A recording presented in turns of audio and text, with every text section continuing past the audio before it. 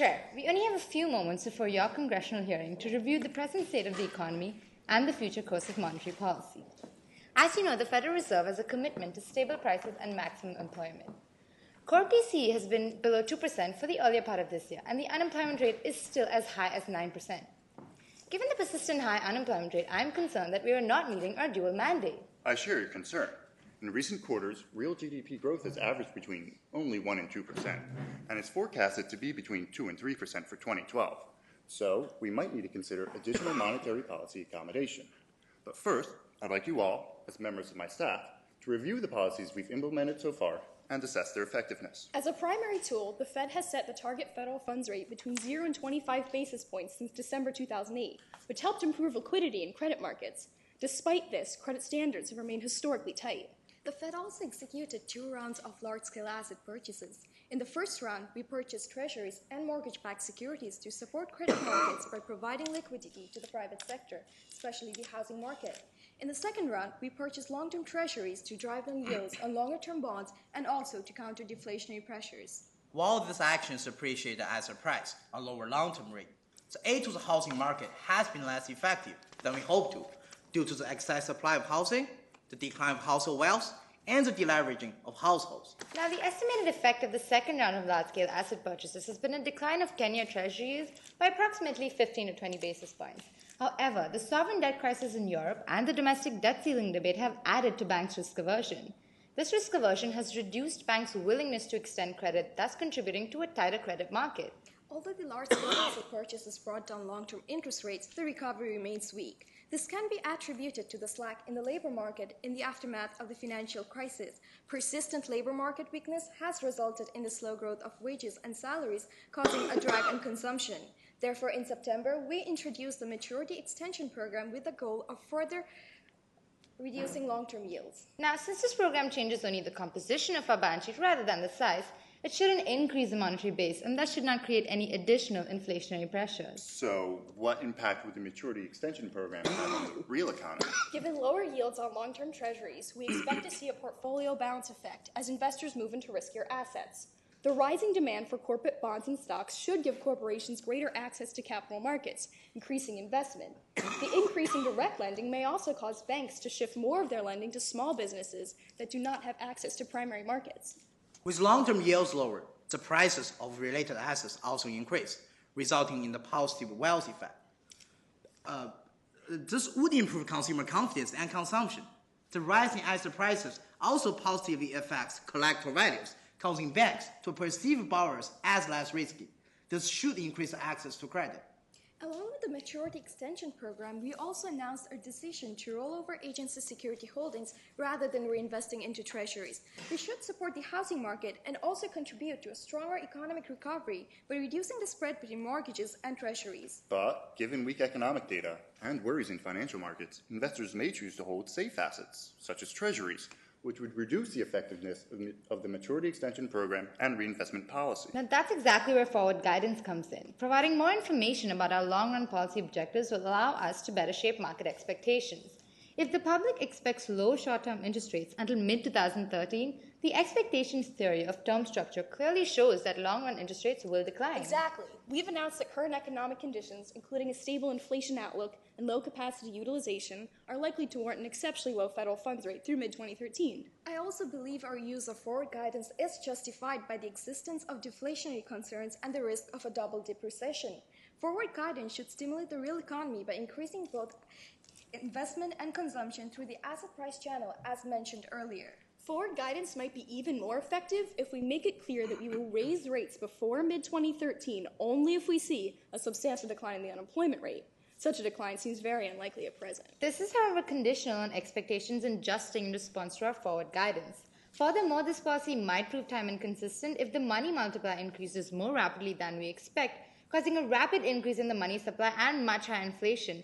If this happens, we may face pressures to raise interest rates sooner than previously indicated. But why is inflation still your primary concern? With stable long-term inflation expectation at 2.4%, our current focus should be on improving real GDP growth. Implementing this policy has already resulted in yields dropping 10 to 20 basis points. our use of forward guidance should positively contribute to real GDP growth, as seen in Canada and Sweden. But I disagree. I still think inflation should be a significant concern, particularly given the highly expanded monetary base.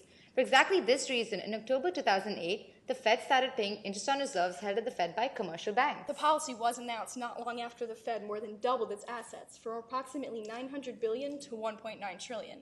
The policy created a lower bound on the Fed funds rate, enhancing the open market trading desk's ability to reach its target. It also discourages banks from lending at a rate below the interest on reserves, which should give us greater control over the money supply and inflation. Additionally, this policy does not affect the monetary base, thus avoiding any strain on bank liquidity and boosting investor confidence. Thank you, my colleagues. I do understand and agree with all the advantages of interest on reserve, but I still want to remind you all that inflation is not our primary concern at present, given stable long-term inflation expectation. I am concerned with the increase in excess reserve held by commercial banks, which rose from $45 billion to $1.6 trillion today. It is my belief that the interest on reserve is now an impediment to real GDP growth, as it encourages banks to hold their excess reserve rather than extend additional credit. This in part explains a prolonged period of high unemployment. In addition, there have also probably likely been structural shifts in the economy. But if we assume a neighborhood of 6%, output is still significantly below potential, indicating there's still ample room for additional monetary stimulus. A failure to act here may increase the duration of unemployment and permanently erode the productivity of labor. We need to reassure the public we will do all we can to prevent such an outcome. What additional policies are available to us? We should focus first on short-term actions. I recommend reducing the interest rate on reserves to zero and perhaps instituting negative returns on reserves. A zero or negative interest rate may give banks greater incentives to lend. This would increase the money multiplier and thus the money supply, which should aid the recovery. I agree with the positive effect on lending. A negative interest rate on reserve imposes a fee on banks for holding reserve and thus reduce the opportunity cost for bank lending. So, if we can set this rate appropriately, banks will return to more normal credit standards, which will increase lending and boost the economy through the credit channel. But given our lack of experience with this policy tool and the significant amount of excess reserves, setting a negative nominal interest rate too low may lead to a rapid increase in the money supply and much higher inflation. This might undermine our credibility and our ability to manage inflation expectations. We have to consider this risk carefully. I understand your inflation concern, Ms. Chala, and that is why I recommended that we adopt a gradual approach and lower the current interest on reserve to zero first. We can then evaluate the effect of this change to determine if additional reduction will be consistent with our due mandate. I'd like to point out that a negative nominal interest rate on reserves has been implemented before. In July 2009, Riksbank, the Central Bank of Sweden, charged a negative nominal interest rate of minus 25 basis points on reserves after expanding its balance sheet to nearly a quarter of its GDP. Subsequently, Sweden has experienced lower unemployment and higher real GDP growth without any significant increase in inflation. I agree that this negative interest rate on reserves can potentially be an effective tool to increase the flow of bank credit, but that policy will only be effective if the credit market problem is the result of commercial banks' unwillingness to lend. There's evidence suggesting that the demand for credit is low. For example, recent senior loan officer opinion surveys on bank lending practices indicate that the demand for residential real estate loans and overall consumer loans is weak. But it is clear that problems are present on the supply side as well. Credit conditions for construction firms and small businesses remain very tight in recent months despite higher demand. Construction firms and small businesses account for the largest proportion of demand for bank loans and also for a disproportionate share of new job creation. But even if the credit market problem is on the supply side, this policy might still be ineffective due to uncertainties in global financial markets. Even with a negative interest on reserves, banks may still choose to hold excess reserves as a precautionary liquidity buffer against downside risks related to the European sovereign debt crisis. I think this tool has great potential to be an effective short-term stimulus to the economy. But in order to restore confidence in the Fed's ability to further strengthen the recovery, we should also consider making longer-term changes to our monetary policy framework. So right now, the Fed operates under a discretionary policy framework with an implicit inflation target of about 2%. However, due to the weak economy, inflation has been below this level for most of the previous year. We should consider frameworks that allow the Fed to better manage inflation expectations. Definitely. Adopting a framework that allows us to better manage both expected and actual inflation can have benefits. For example, higher inflation reduces real interest rate, which encourages investment. Higher inflation also induces banks to lend more of their excess reserve to avoid the inflation tax. Additionally, higher inflation lowers the real value of household or corporate debt.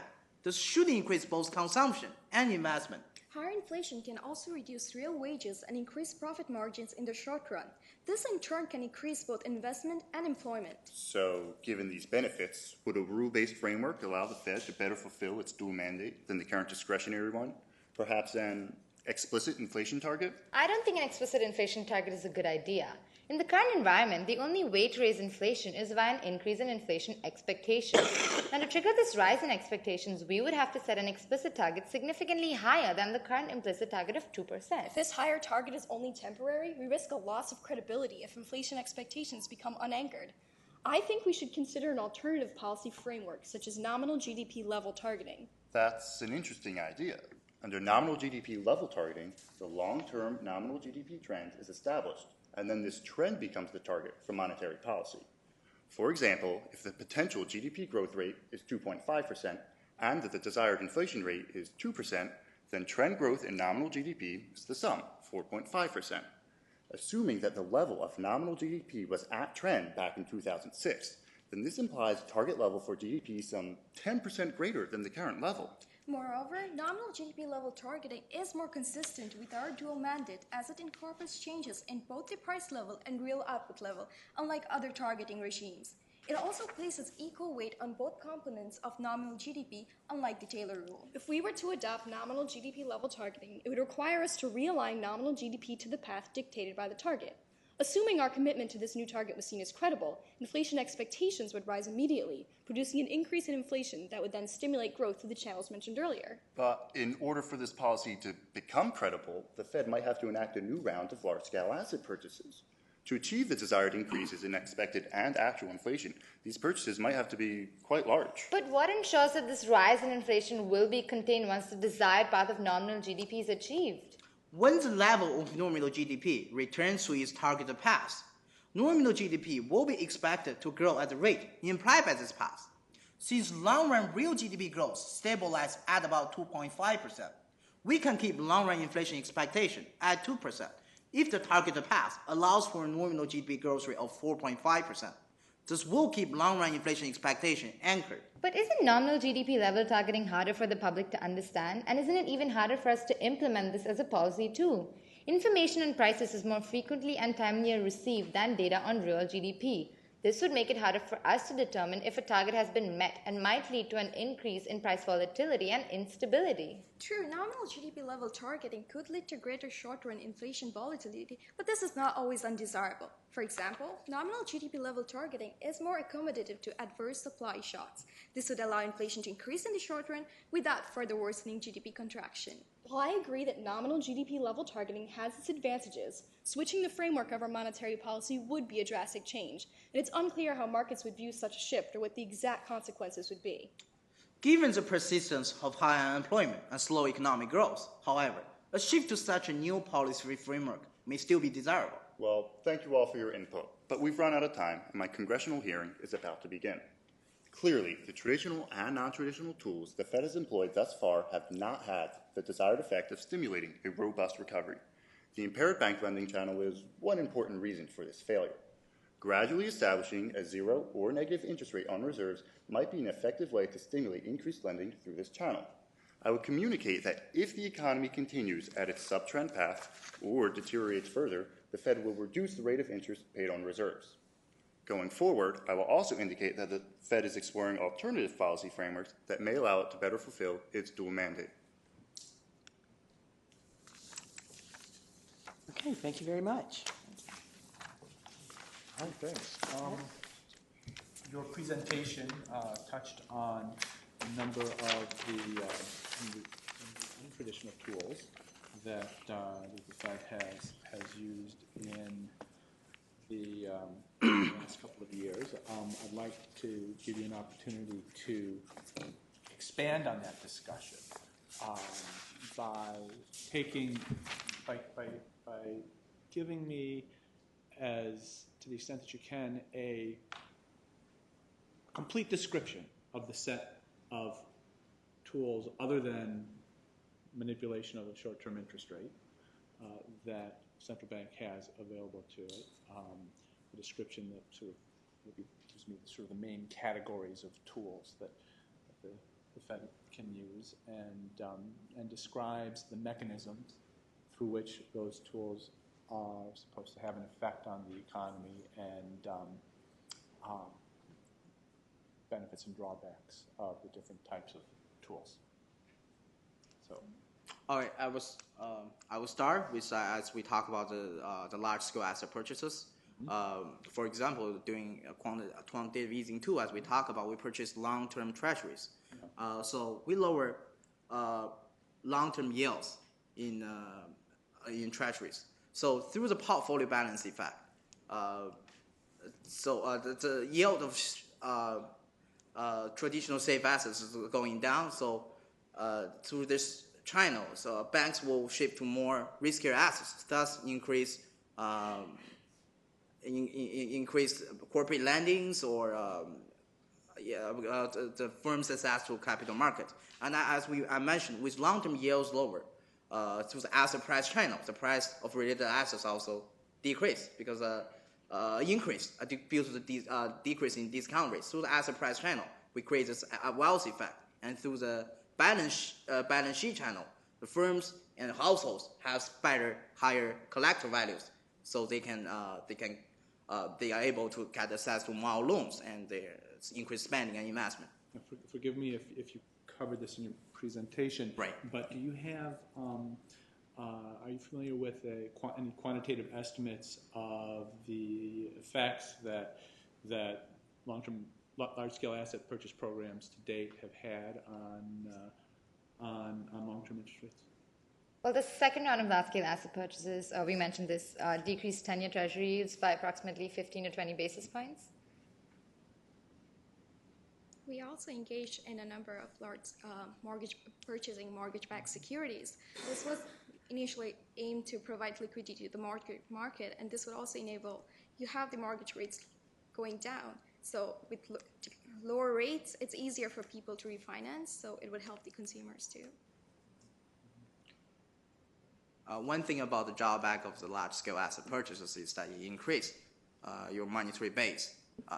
I just want to clarify, you did ask us to explain what's the downside of this. Right, so this creates future inflation. You expand your monetary base, it creates future inflation concern. So another thing we did is the maturity expansion program. This is another tool we aim to lower long-term rates to affect the economy through the same similar channel we mentioned earlier. However, this one, as my teammates mentioned about in the presentation, this didn't expand the monetary base as the large-scale asset purchase did. So this is an advantage over large-scale asset purchase. Another tool that we used was the interest rate on reserves, which kind of goes into what Meow was saying, that these large-scale asset purchases might have inflationary pressures, so we put on this interest on reserves to kind of keep these reserves from infusing into the market quickly. But it also has drawbacks, as we see right now. There's this bank lending channel that's impaired by it, potentially. And another tool that we used was forward guidance, where we have said that if conditions continue as they are, it's likely to warrant low interest rates until mid-2013. So that helps market from longer-run interest rate expectations until mid-2013 that interest rates will be low. And the Fed also has the ability to extend these further or decrease them as it sees necessary, depending on where the economy goes. Okay, you talked about alternative policy frameworks such as nominal GDP targeting, but talk a little bit about more traditional frameworks. For example, would you recommend that the Federal Reserve set an explicit rather than implicit target for inflation? And how should we treat the other part of our dual mandate? How should we set a target for unemployment or not? And then as these measures differ from their targets, how should monetary policy respond? Well, to answer the first part of your question about the explicit target, we talked about that a little bit in our presentation, and it does have a benefit because in the long run, with monetary neutrality, all we can really change is the inflation in the economy. But we felt that if we had an explicit target right now, we would have to set it higher than our implicit target because we do have credibility in order to actually change inflation. And as I said, that might unanchor inflation expectations if we lower it again in the future. And also, the reason why we would probably have to set it higher is that the components that go into inflation are inflation expectations and the amount of slack in the economy. And since we don't believe that the slack is going to improve very quickly in the near future, the only way to have a sudden increase in inflation would be via an increase in expectations. And we only believe that that can come across if we set this target higher than our current target of 2%. And there obviously is debates as to where the inflation level should be. And a higher level of inflation is associated with a higher level of inflation volatility, which would be bad for the economy, since one of the things that the Fed is trying to do is ensure stability in financial markets. If you were going to go with a policy of nominal GDP targeting, how would you actually communicate that?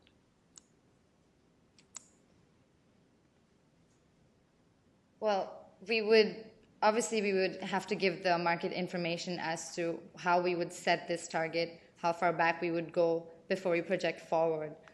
So we, as we mentioned in our presentation, we've picked, since our implicit inflation target is about 2%, and we believe that real GDP growth in the longer run averages to about 2.5%. So the sum of those two, which is the nominal GDP target, would be 4.5%. And it does increase our weightage on unemployment, because right now the way that we are structured, because we have an implicit target, we do have a higher weightage on inflation rather than unemployment. But as we do have a dual mandate, even if we have inflation stable and unemployment high, we are not meeting both the sides of our mandate. So we would have to have a conditional inflation target where if unemployment stays high for a long amount of period, we should be able to tolerate a little bit higher inflation if we believe it will bring down unemployment. Yeah, exactly.